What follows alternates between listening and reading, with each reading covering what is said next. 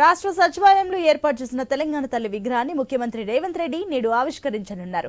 1,00,000 మంది మహిళల సమక్షంలో ఈ కార్యక్రమాన్ని నిర్వహించనున్నారు. సచివాలయ ప్రాంగణాన్ని అధికారులు సర్వంగా సుందరంగా తీర్చిదిద్దారు. కొత్తగా ఫౌంటైన్ ను నిర్మించారు. విగ్రహానికి రెండు వైపులా వేదికలను ఏర్పాటు చేశారు. ఒకవైపు సీఎం రేవంత్ రెడ్డి ప్రసంగించనుండగా మరోవైపు సాంస్కృతిక కార్యక్రమాలు జరగనున్నాయి. వీఐపీలు ఇతరులు కూర్చోవడానికి వీలుగా ప్రత్యేకంగా షామియానాలు కుర్చీలు ఏర్పాటు చేశారు. విగ్రహ ఆవిష్కరణ ఉత్సవాల్లో భాగంగా రాష్ట్ర గీతం జై జై హే తెలంగాణను రచించిన కవి అందశ్రీని, తెలంగాణ తల్లి విగ్రహ రూపకర్తలు ప్రొఫెసర్ గంగాధర్ రమణారెడ్డిలను ప్రభుత్వం తరపున సన్మానించనున్నారు. దీనికి సంబంధించి మరిన్ని డీటెయిల్స్ మా స్పెషల్ కరెస్పాండెంట్ సునీల్ అందిస్తారు. సునీల్, దీనికి సంబంధించిన డీటెయిల్స్ అంటే ఒకవైపు తెలంగాణ తల్లి విగ్రహం విషయంలో రకరకాల చర్చలు విమర్శలు తెరపైకి వస్తున్నాయి. ఇలాంటి టైంలో సీఎం రేవంత్ రెడ్డి ఈరోజు జరుగుతున్న ఈ ప్రారంభ ఆవిష్కరణ కార్యక్రమంలో క్లారిటీ ఇచ్చే ఛాన్సెస్ ఉన్నాయా? తెలంగాణ సచివాలయంలో ఏర్పాటు చేసిన తెలంగాణ తల్లి విగ్రహాన్ని ఈ రోజు సీఎం ఆవిష్కరించబోతున్నారు. దీనికి సంబంధించి ఏర్పాట్లు కూడా పూర్తయ్యాయి.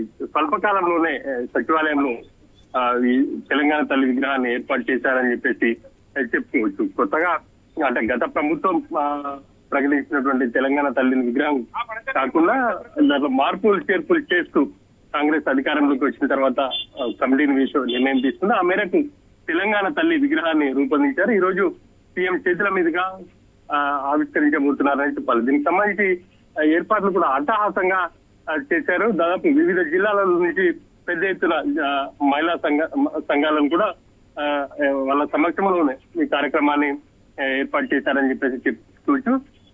ఇక సాయంత్రం 6 గంటలకు సీఎం చేతుల మీదుగా ఈ విగ్రహం ఆవిష్కరణ కాబోతోంది.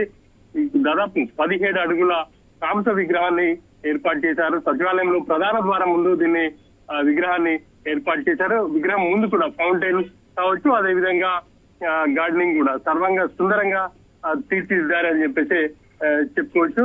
ఇక ఈ విగ్రహం సంబంధించి ఎన్ని విమర్శలు వస్తున్నప్పటికీ ప్రభుత్వం వాటిని పట్టించుకోకుండా ముందుకు వెళ్తుందని చెప్పేసి మనం స్పష్టంగా తెలుస్తా ఉంది. ఇక ఈ రోజు విగ్రహావిష్కరణ తర్వాత ట్యాంక్ బండ్ పైన ఇటు సాంస్కృతిక కార్యక్రమాలు కూడా ఏర్పాటు చేశారు. హెచ్ఎండిఏ గ్రౌండ్స్ లో తమన్ మ్యూజిక్ డైరెక్టర్ తమన్ ఆధ్వర్యంలో ఈ సాంస్కృతిక కార్యక్రమాలు కూడా ఉండబోతున్నాయి. ఇక వివిధ రకాల స్టాల్స్ ను కూడా ఏర్పాటు చేసినటువంటి పరిస్థితి.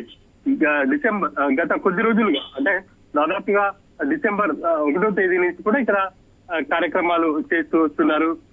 నిన్న ఇటు రాహుల్ సింప్లిగంజ్ కావచ్చు, అదేవిధంగా ఎయిర్ ఆకట్టుకుందని చెప్పేసి చెప్పుకోవాలి. ఈ రోజు కూడా పెద్ద ఎత్తున ట్యాంక్ బండ్ కావచ్చు, అదేవిధంగా నక్లెస్ పట్టు ప్రాంతాల్లో పెద్ద ఎత్తున ఈ సాంస్కృతిక కార్యక్రమాలను ఏర్పాటు చేశారు. Right Sunil, thank you.